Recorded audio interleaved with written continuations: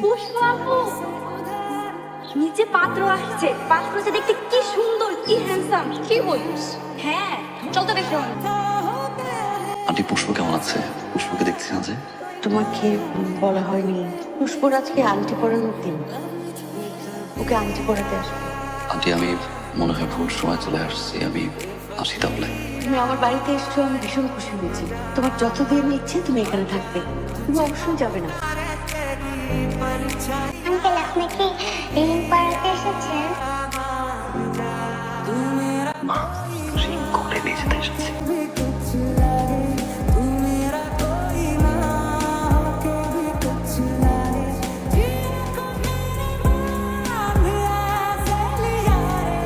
দেখি আংটিটা। এই আংটি আমার মেয়ের হাতের না। কেন আসছো? এতদিন পরে কেন? আমার জন্য তো আসলে আমার জন্য যদি আসতে তাহলে এত দেরি হতো। একটাবার খোঁজ নিলে না আবির, কতগুলো বছর পার হয়ে গেছে কোনো ধারণা আছে?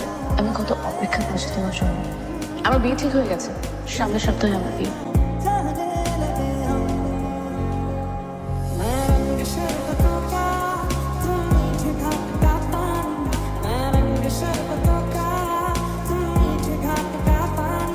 জায়গাটা সুন্দর। মন খারাপ হওয়ার কারণ কি কখন বলেছিলাম? তোমার আমাদের ছোটবেলার কথা মনে আছে? কিচ্ছু মনে নেই? সময় আসলে মানুষকে বদলায়। এখন কি তুমি আমাকে পছন্দ করো? এটা দাও। এটা তোমার বড় হয়, তাহলে তুমি যখন বড় হবে আমি তোমাকে আবার এটা করে দিই। বাবু জোর করে আমার বিয়েটা ঠিক করেছে।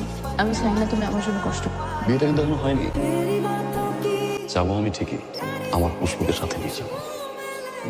এখনো ভালোবাসি পুষ্প।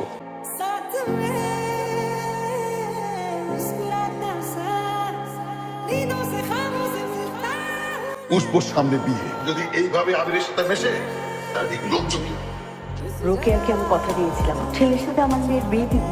আর এদিকে পুষ্প, ওর তো এই বিয়েতে মতই নেই, জোর করে ওর উপর চাপিয়ে দেওয়া হচ্ছে। আবিরকে যেন আমার মেয়ের আশেপাশে একদম না দেখি। এই শুক্রবার পাত্রপক্ষ আবার আমাকে দেখতে আসবে। একদিকে বাবা আর একদিকে তুমি। আমি তোমাকে ভালোবাসি আবির।